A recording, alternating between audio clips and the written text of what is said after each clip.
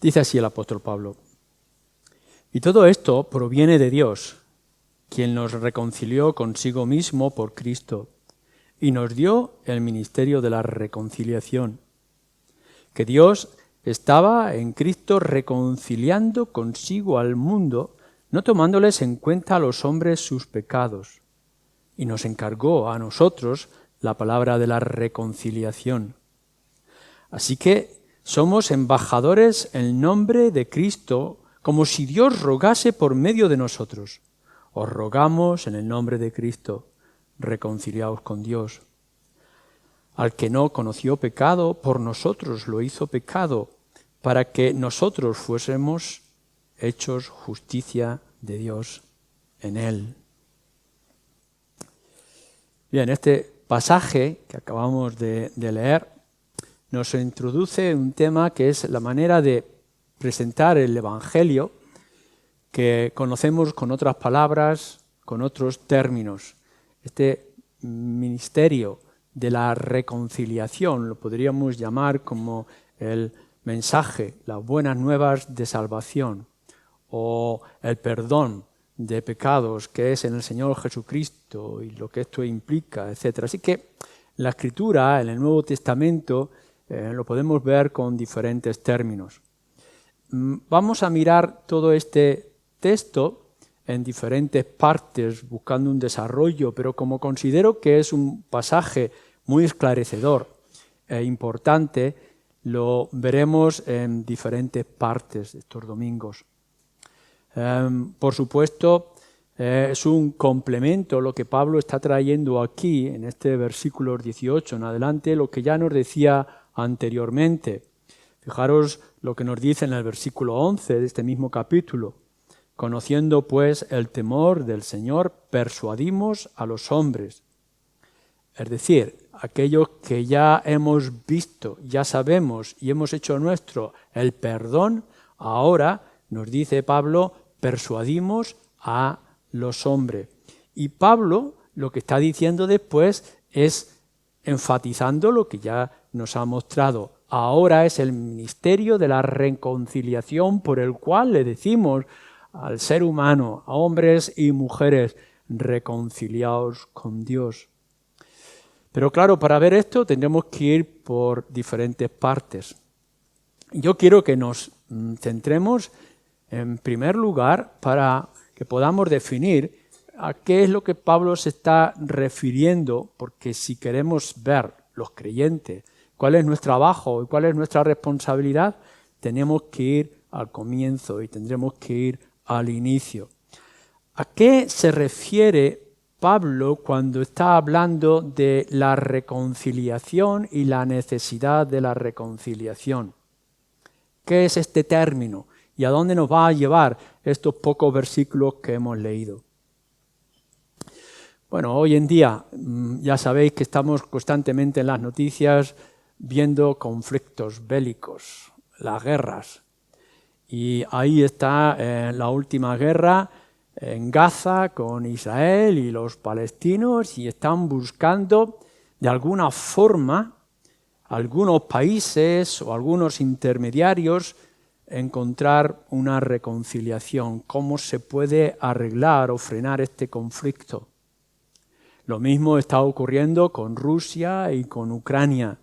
Y se ha hecho intentos de alguna forma de poder encontrar un convenio para traer la paz en este conflicto.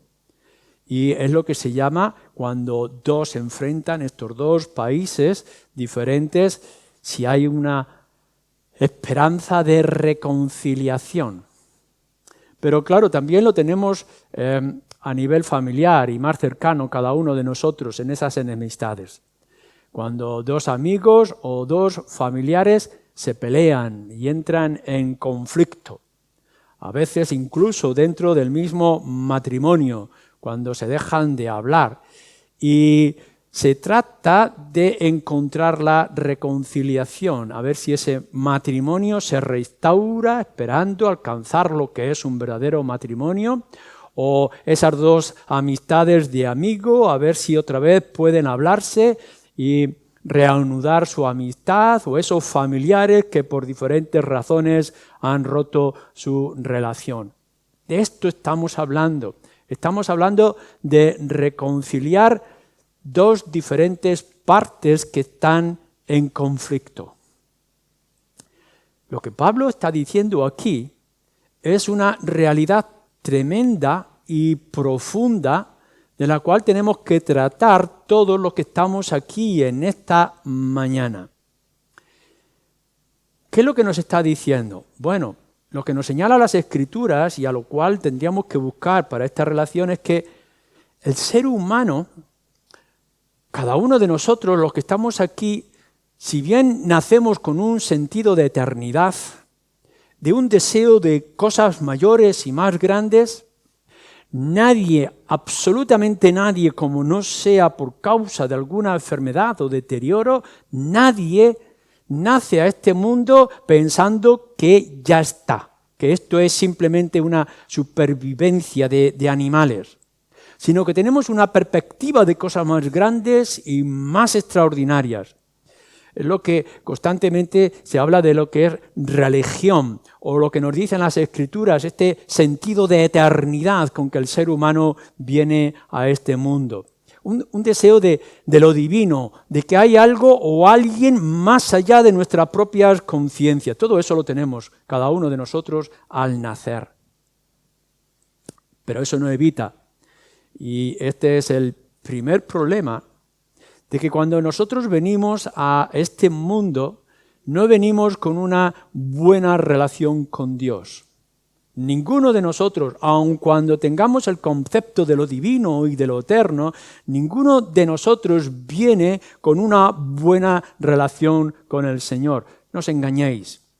Aquellos que dicen que uno nace bien, pero el contagio del mundo lo pervierte, que nace sin pecado, en pureza, pero que las cosas que ve a su alrededor le hacen pecar, eso no es cierto. Las Escrituras nos enseñan que nosotros venimos por causa de la caída, y como nos lo muestra el libro de Génesis, cada uno de nosotros viene en enemistad, viene en conflicto, viene con un problema serio dentro parte de su propia naturaleza. Hay un rechazo y hay una rebeldía en nuestros propios corazones. De la misma forma que decimos, esto no lo es todo, tiene que haber algo, tiene que haber alguien, no tendría sentido nuestra vida si no hubiera otra cosa más allá de nuestra conciencia, a la misma vez traemos rebeldía y traemos terquedad en nuestros propios corazones, queriendo hacer las cosas a nuestra propia manera. Si bien es verdad que pudiéramos encontrar algún tipo de beneficio en las religiones porque despierta las conciencias del ser humano, en realidad las religiones, cualquier religión, en su deseo de buscar algo o de agradar a alguien, en realidad la base está en agradarse a sí mismo, en pensar que está haciendo algo para su propio bien y para su satisfacción.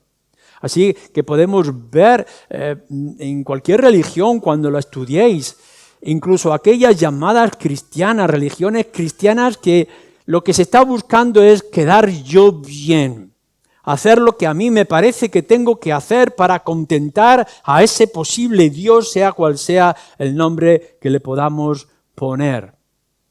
Y así entonces nos damos cuenta, y lo habréis experimentado todos vosotros, no importa de qué contexto podáis venir, que yo soy el que tengo que ganarme la salvación. Yo puedo hacerlo. Y vemos que constantemente en nuestra naturaleza está ese yo. Esa vanidad, ese engreimiento. Yo defino lo que está mal y por tanto yo voy a definir lo que tengo que hacer para arreglar lo que posiblemente esté mal. Y constantemente es el que yo quiero, como yo quiero, cuando yo quiero, en las maneras que yo pueda merecerlo o ganarlo. Me lo he ganado. y podemos ver de la gente que está pasándose en su sufrimiento, en sus cargas, sus tradiciones, sus ritos, etc. Esto es lo que yo tengo que hacer. Si hay un Dios, tiene que aceptar mi manera de hacer las cosas. Yo voy a definir lo que es pecado, lo que es ofensivo, lo que es bueno y lo que es malo. Esta es la actitud con la cual nace el ser humano. Fijaros bien de cómo lo define en las Escrituras este deseo de religión. Si leéis al profeta Isaías, que nos dice en el capítulo 64, versículo 6, lo dice de esta manera: todas mis justicias son trapos de inmundicia. Esto es lo que se mira a él a sí mismo. El capítulo 6 ya nos habla de cómo él se ve pecador, pero fijaros bien, mi justicia, lo que yo pienso que estaba bien, en realidad descubro que son trapos de inmundicia. O podemos verlo en el Nuevo Testamento, el apóstol Pablo, que era un hombre religioso, fariseo entre los fariseos, estricto en las cosas de la ley, pero que cuando descubre el Evangelio se da cuenta que todo aquello que él tenía como ganancia, en realidad ahora lo considera como basura. Esto es la situación en la que se encuentra Isaías, la que se encuentra Pablo y la que se encuentra cada uno de nosotros. Pensamos que si bien tiene que haber un algo, yo me tengo que ganar el algo, yo me lo tengo que merecer, yo tengo que hacer las cosas a mi forma. Y en realidad esos son trapos sucios que no sirven para nada y es basura. Dicho de otra manera, cada uno de nosotros hemos nacido luchando contra Dios. No hemos nacido estando bien con Dios. Ya sea del país que vengas, ya sea de la religión que trates, ya sea de la experiencia que tengas, aun cuando vengas en una familia cristiana pura y limpia en todos los conceptos que tú puedas imaginar, cada uno de nosotros, a la luz de las Escrituras, venimos sin buscar al Dios de verdad y buscarlo de la manera correcta. Naces luchando contra Él. Tu propio nacimiento y a lo largo de tu vida, si las cosas no cambian, hay una actitud en contra de enemistad. Claro está, seguramente estás pensando tú en primer lugar aquellos que desprecian la mera idea de Dios. Esto está creciendo grandemente y extensamente. Gente que se burla, gente que desprecia, que hace chistes y blasfemias sin ningún tipo de pudor o de temor acerca de Dios. Esos están en una terrible situación delante de ese Dios.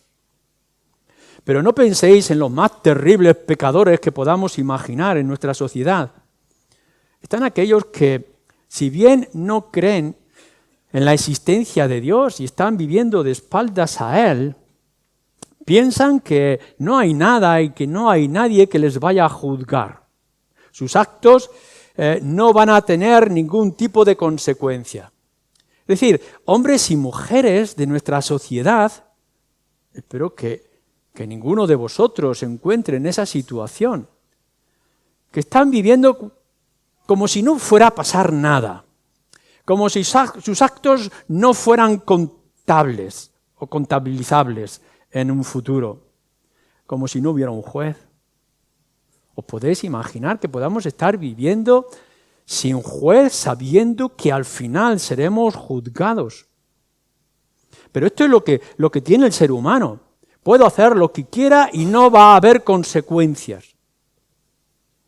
Pero no digáis, bueno, yo no estoy en ninguno de esos casos de los que se burlan de Dios o los que viven ignorando la existencia de Dios. Pero ¿qué pasa con los hipócritas? Con aquellos que están diciendo, sí, tiene que haber un Dios, tiene que haber un algo, tiene que haber justicia, pero no se va a aplicar a mí, o yo voy a vivir de mi manera. Y que ponen su religiosidad, sus tradiciones y sus ritos, pero en realidad son grandes pecadores. ¿Cómo puede haber personas que puedan ver y sentir que hay un Dios justo y que hay un Dios misericordioso y ellos estén actuando con injusticia y con falta de misericordia. ¿Cómo puede haber esos religiosos que dicen temor de Dios y están maltratando a esposas o están esclavizando al ser humano o están tratando con actitudes tan terribles e inmorales? Pero no estemos pensando en los que están lejos de nuestra sociedad, sino que tienes que pensar en ti mismo y en tus propias circunstancias. Que posiblemente vienes a una iglesia como esta, en cualquier otro lugar del mundo, y que estás diciendo hay un Dios, y hay un Dios que es justo y que tiene que pagar los pecados, y tú estás viviendo en pecado. Y crees que puedes vivir de tal forma que Dios no va a observar lo que estás haciendo y cómo lo estás haciendo.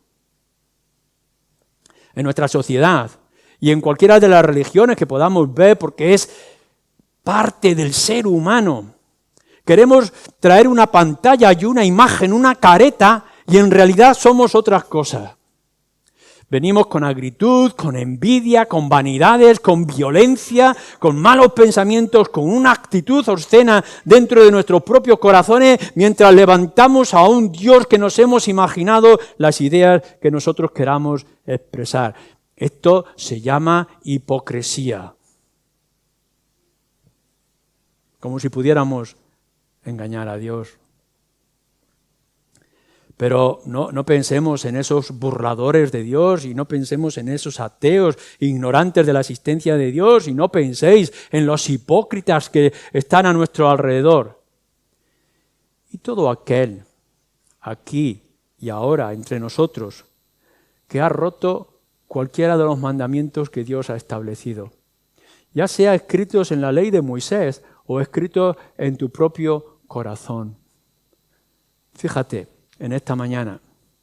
Y seguramente tu conciencia, esa ley escrita en tus corazones, como dice Pablo al principio de la carta a los romanos, tu corazón te dice que la mentira no está bien, la violencia no está bien, la codicia no está bien, y tantas otras cosas que no están bien y tú las cometes.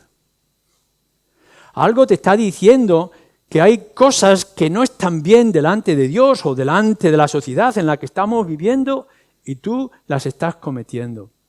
¿Cómo podrás escapar si sabes que estás cometiendo un delito en esa ley que está escrita en tu corazón? ¿Y quién de nosotros podrá escapar? ¿Cómo podremos agradar a un Dios sabiendo que Dios no quiere la mentira y tú mientes? Que Dios no le gusta la violencia y eres violento con tus palabras. Que no le gusta la envidia que puedas tener a tu alrededor, codicias en todas las cosas de otras personas y tú las estás cometiendo día tras día. ¿Quién podrá escapar de toda esta situación? En otras palabras, eres pecador y por tanto pecas. Y estás ofendiendo a un Dios que es justo y santo. No solamente que tú estás pecando, o posiblemente estés pensando, no estoy pecando en las cosas grandes, sino que lo terrible de esta situación es que pecamos en las cosas pequeñas. Alguna vez alguno de nosotros puede decir, sí, es verdad que he hecho una gran mentira, o que he tenido una actitud muy mala con mis semejantes. Pero es que nuestro pecado está cada día y nos levantamos constantemente y podemos ver cómo ofendemos a Dios en tantas cosas. Y aun cuando nos alejemos de toda la sociedad que está a nuestro alrededor, descubrimos que el pecado está en nuestros corazones. Y no solamente los que estamos aquí, sino alrededor de toda la humanidad. Eres pecador y por tanto pecas. Y pecas en pecados pequeños, insignificantes cada día y en pecados graves y horribles que ni siquiera quizá te atrevas a pronunciar. Le das la espalda a Dios con tu actitud y actúas con un tremendo vergüenza, aun cuando la escondas. ¿Es que no te avergüenza lo que hay en tu corazón?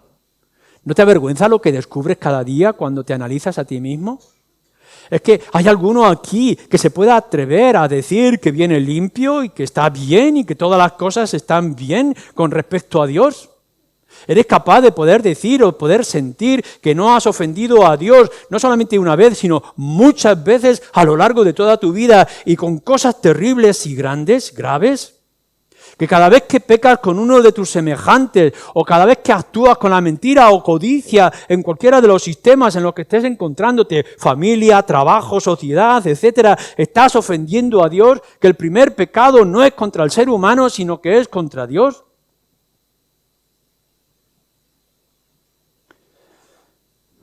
¿No te das cuenta que no darle la gloria a Dios como Él merece es pecado? Y que Él tendría que estar en el trono de tus pensamientos y de tus actitudes y que sea Él el centro de tu vida y no lo es. Que tendrías que maravillarte ante su hermosura y su grandeza y no lo haces. Que te entretienes en los pequeños ídolos que has amontonado en tu corazón y no quieres descubrir que hay un Dios único y extraordinario. Hay rebeldía y hay desobediencia en el ser humano. No le das la gloria que merece. Y por tanto, no solamente que has creado, sino que aumentas enemistad con Dios. Y tienes un problema. Tu vida, si sigue de la manera, es amontonar ira. Cada vez que actúas con tu economía, cada vez que actúas con tu familia, cada vez que das un paso en la sociedad, cada vez que te dejas llevar por tu imaginación, cada vez que dominas los sentimientos de tu corazón donde vienen todas las cosas malas, estás ofendiendo a Dios y estás creando enemistad con Dios. No te estás acercando, te estás alejando. El ser humano, por mucho esfuerzo que pueda hacer, no está aún más cerca, sino aún más lejos de Él. Pero déjame que aumente tu problema.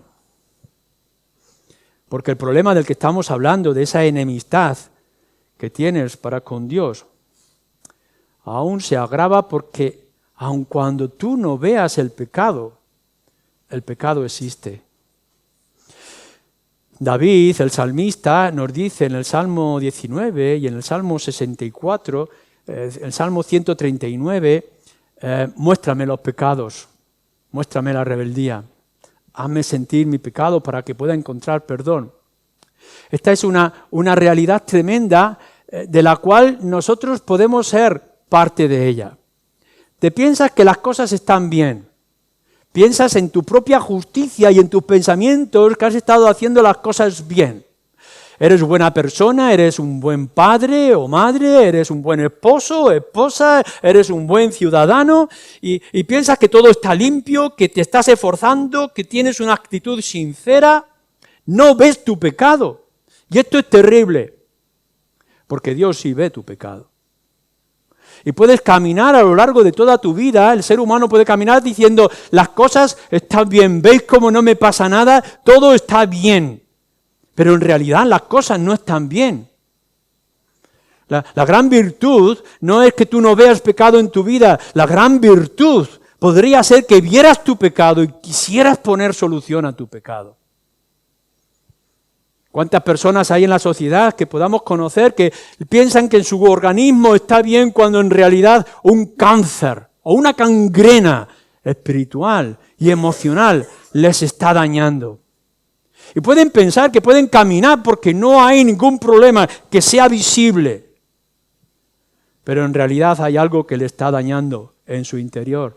Y el ser humano para con Dios está en esa misma condición. Que puedes pensar, tú puedes estar pensando, has estado pensando mucho tiempo a lo largo de tu vida, sea joven o sea mayor, diciendo las cosas están bien. No te engañes y no quieras engañar a los demás, porque a Dios no lo puedes engañar. Y Él está tomando lista y orden de cada uno de tus pecados. ¿Sabes que la Biblia dice que todos tus pecados están señalados y están escritos? Y pudiera ser que a lo largo de toda tu vida tú no vieras ninguna consecuencia y no vieras ninguna necesidad de estar bien con Dios. Las cosas están bien, Dios no existe, Dios no es real, Dios es misericordioso, Dios aceptará todas las cosas. Pero en realidad cada uno de tus pecados, cada una de tus manchas, cada una de tus rebeldías que ha creado una enemistad con el gran juez, está señalado y está escrito. Mejor sería, y así os lo pido a cada uno de vosotros, seáis creyentes o no creyentes, mejor sería que le pidierais a Dios que descubriera vuestro corazón y vuestros pensamientos, que descubriera vuestro pecado, que os lo trajera a la conciencia, que os dierais cuenta de lo que están las cosas mal. Porque si no os dais cuenta de vuestra deuda y de vuestra situación, ¿cómo podréis restaurar la amistad o la relación con el Señor? Si lo escondéis, si lo tapáis, si lo echáis debajo de vuestras alfombras, si no queréis tenerlo en cuenta, las consecuencias serán más tarde. Tienes un problema si no ves tu pecado. La Escritura nos dice, nuestro Señor Jesucristo nos dice que es el médico que ha venido a aquellos que se saben pecadores. Pero aquellos que no se saben pecadores, que se creen justos, y que pueden estar viviendo pensando que sus ritos y su religiosidad o sus actitudes externas y superficiales serán más que suficiente para frenar la justicia de Dios, se están engañando. Y todo se descubrirá cuando se abran los libros en el gran juicio.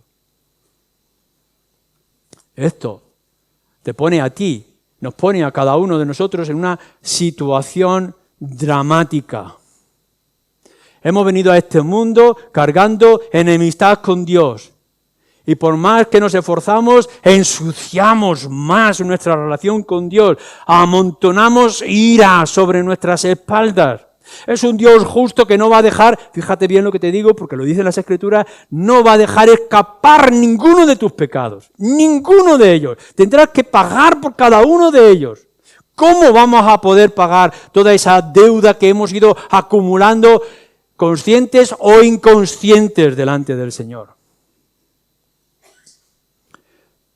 Por eso nos dice las Escrituras que las consecuencias que estamos arrastrando, que el ser humano arrastra a lo largo de toda su vida, son terribles. Fijaros lo que nos dice nuestro propio pasaje en el versículo 10. Dice, porque es necesario que todos nosotros compadezcamos ante el tribunal de Cristo, para que cada uno reciba según lo que haya hecho mientras estaba en el cuerpo, sea bueno o sea malo. ¿Te das cuenta de lo que estaba diciendo Pablo en ese versículo 10? Hay un tribunal. No vamos a escapar ninguno de los seres humanos que hemos nacido a lo largo de toda la historia de la humanidad. No vamos a escapar del tribunal. Vamos a tener que presentarnos delante de Él. Y entonces, ¿qué podemos hacer? Ante el tribunal, todos y cada uno de nosotros somos culpables. Y terrible cosa es caer en las manos de un Dios justo como el nuestro. Estamos bajo la justa ira, terrible ira de Dios.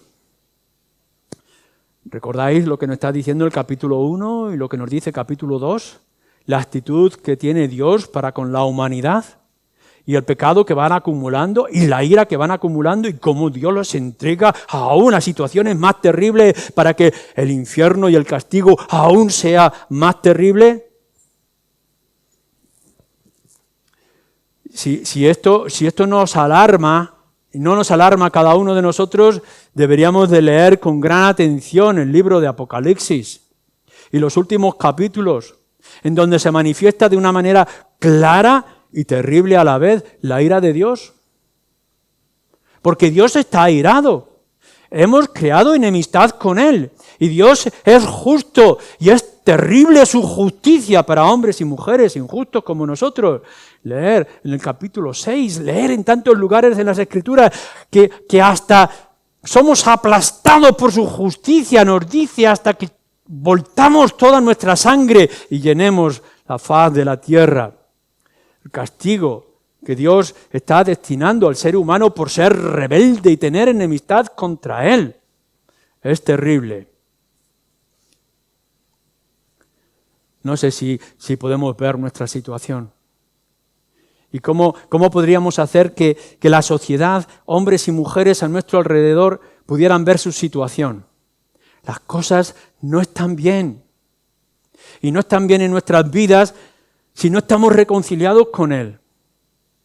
Si no ponemos remedio, mirar, no es que estemos enfadados con alguien que es semejante a nosotros y que está en las mismas circunstancias. No, hemos ofendido y estamos mal con un gran juez. Tu ira, tu envidia, tus malas palabras, tu actitud están creando enemistad, lo están aumentando.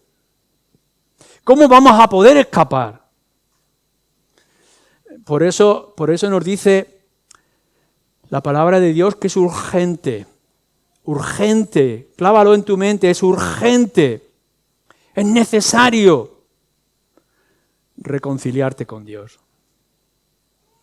No te puedes presentar delante de Él y pensar que vas a escapar o que te vas a esconder. No hay cueva, nos dice Apocalipsis, no hay roca que te puedan esconder, no hay lugar donde puedas huir, no hay sitio donde puedas esconder en manera alguna, ni hoy ni en el futuro.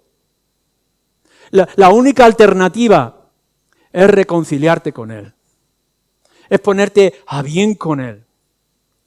No lo vas a hacer, no vas a dar los pasos si no eres consciente de la gravedad de tu pecado y la gravedad de tu situación. Si piensas que no es para tanto y que no es tan grave y que hay alguna salida y que puedes hacer algún rito, que puedes venir a una reunión como esta, que puedes tener pequeñas de lecturas de las Escrituras o levantar un gran crucifijo en la pared de tu casa y que vas a poder escapar. No puedes escapar si no te pones a bien con Dios. Esto es lo que nos está diciendo Pablo en este mensaje, en este ministerio de la reconciliación, en esta urgencia de hacer las cosas. Horrenda cosa es caer en las manos de un Dios vivo como el nuestro. ¿Y ahora qué? ¿Y entonces qué? No sé si alguna vez has ofendido a alguien o has cometido algún delito. Estamos escuchando últimamente esa noticia de algún político, una mujer que está escondiéndose por allí porque sabe que tiene que dar respuesta a los jueces y cómo esos terroristas y esos ladrones o esos malvados intentan esconderse de la justicia porque sabe lo que les espera, que se tienen que enfrentar. Y aún así pueden estar pensando, podemos escapar. Pero yo te voy a decir la realidad de las cosas y de la situación. No puedes esconder tu pecado. Dios lo ha visto, Dios lo sabe, los conoce. No hay manera de escapar de la justicia de Dios, que es santa, es divina y llena de ira. La única esperanza que tienes es reconciliarte con Él. Pero lo sorprendente que nos dice nuestro pasaje, que nos dice las Escrituras, es saber que, fijaros aquí la gran noticia, es que la iniciativa de esa reconciliación no proviene de ti, sino que proviene de Dios. Uno podría pensar, y es así como deberíamos de pensar, tengo una deuda, no me puedo encontrar con esta persona porque tengo una deuda, no puedo dejarme atrapar por la policía porque tengo una deuda, no puedo huir de la justicia porque tengo un problema que solucionar. Por tanto, tengo que solucionarlo yo, tengo que buscar, tengo que pedir, tengo que suplicar por misericordia, por perdón. Y rogamos a nuestras amistades con las que nos hemos enemistado y rogamos a la policía o a los jueces que tengan misericordia. Nosotros somos, en estos delitos que es en la humanidad, los que buscamos encontrar remedio y encontrar perdón. Si hemos ofendido, vamos y decimos, perdóname. Esto es lo natural y esto es lo normal. Que el ofensor busque el perdón del ofendido. Pero en nuestra historia, en este Dios justo y santo al cual le hemos ofendido, es el ofendido el que busca la solución y el perdón. No es el ofensor, no es el pecador. Mirar lo extraordinario de la religión cristiana, si es que lo podemos llamar así, de la buena noticia de salvación, no es que hemos hecho los esfuerzos por buscar a Dios y ponernos a bien con Él. No, lo extraordinario es que Dios ha enviado a su Hijo para ponerse bien con el pecador, contigo y conmigo. No es que nosotros reconozcamos la ofensa y por tanto busquemos el remedio para la ofensa. No, es Dios, que es el ofendido a quien le debemos. Es su ley la que hemos roto, es su gloria la que no le hemos dado y la que hemos dañado. Y Él viene y nos busca para ponerse bien con nosotros. Sería tu necesidad de restaurar tu situación para con Dios. Pero la misericordia de Dios hace que Él quiera buscar la restauración contigo. Nosotros somos los causantes del daño. Si hay enemistad con Dios en tu vida, es porque tú la has creado. Dios te ha vertido un montón de misericordia y de gracia. No te ha faltado el vestido, no te ha faltado la lluvia, no te ha faltado la salud. Has podido ver las grandes cosas de Dios que ha hecho en tu vida. Es un Dios bueno. Por supuesto que es un Dios bueno. Por tanto, si hay una enemistad es porque tú la has creado. Con tu actitud, tu negatividad, tu rebeldía, tu rechazo e incluso tus burlas y tus desprecios.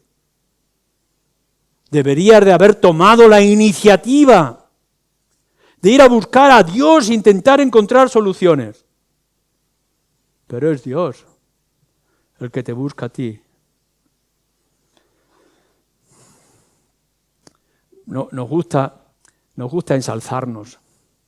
Nos gusta decir qué cosas hemos hecho y qué actitudes hemos tenido. Ese ego, esa egolatría. Queremos hacer el salto tan grande, queremos hacer cosas extraordinarias para poder alcanzar a Dios. Pero eso es una religión falsa, es la religión de los hombres, es la religión natural, es la religión que nos condena. No hay posibilidad alguna. No hay posibilidad alguna en ninguno de vosotros, en ninguno de nosotros que podamos hacer cualquier cosa que podamos imaginar para alcanzar la santidad y la justicia de Dios. No hay forma de hacerlo. La única esperanza que tenemos es que Dios se ponga a nuestro nivel y Él sea el que baja a nosotros y que sea Él el que nos busca.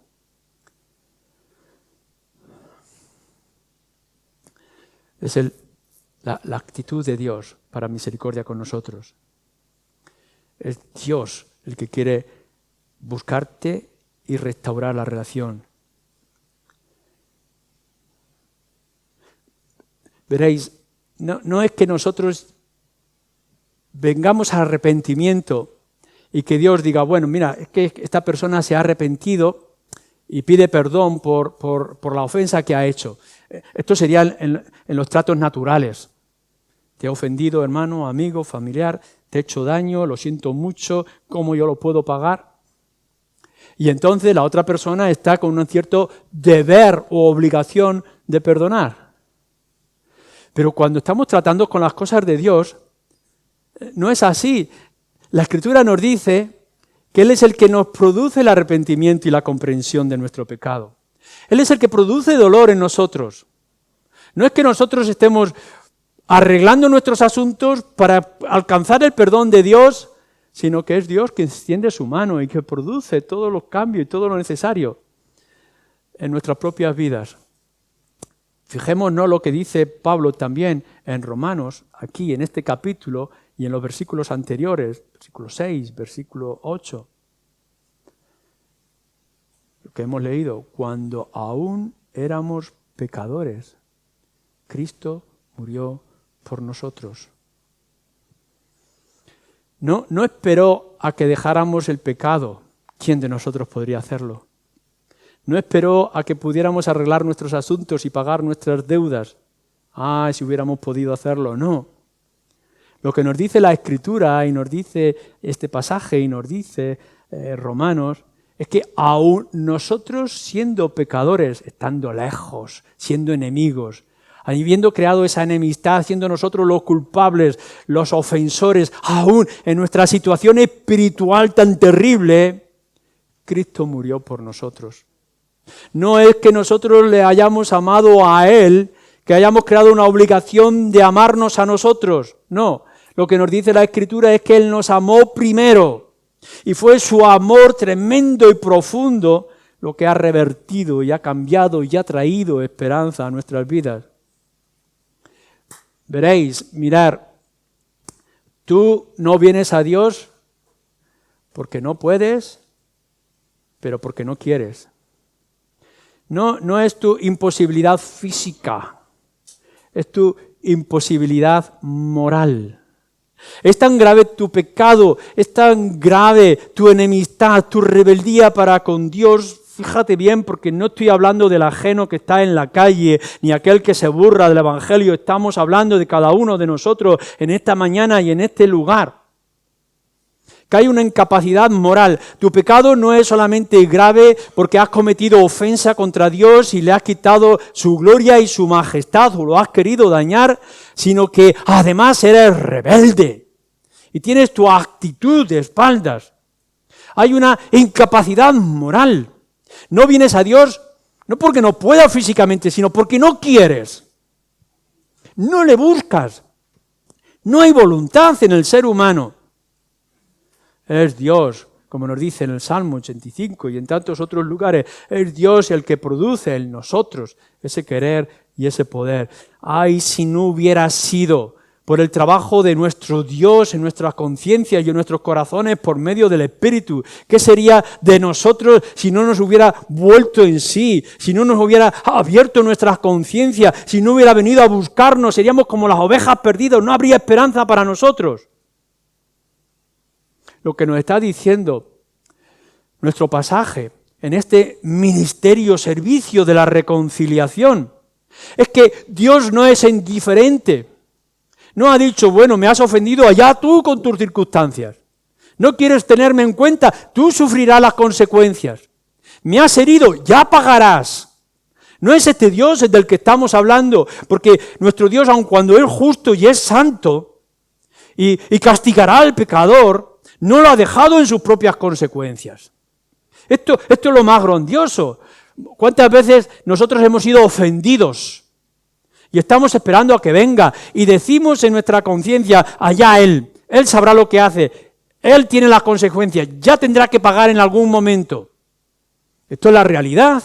Ante los delitos que cometemos constantemente, ya pagará cada uno de sus pecados, de sus maldades o de sus inmoralidades. Pero nuestro Dios, lo que dice aquí con este ministerio de la reconciliación es que me habéis ofendido, me habéis dañado, habéis pecado, merecéis el castigo, merecéis el infierno, pero quiero que volváis a mí, quiero ganaros, quiero venir a buscaros, voy a hacer lo necesario.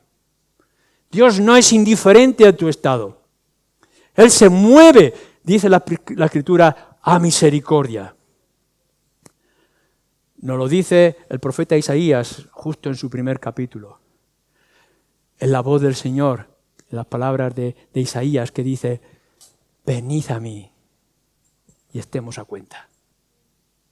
Es la voz del Señor que le está diciendo a la humanidad, al ser humano, te está diciendo a ti, te lo dijo en algún momento, ven a mí y vamos a arreglar cuentas.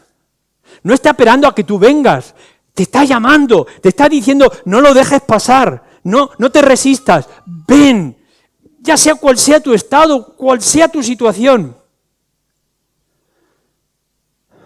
Nuestro Señor Jesucristo lo dice en el Evangelio de Lucas, aun cuando estén lejos, yo iré a buscarlos.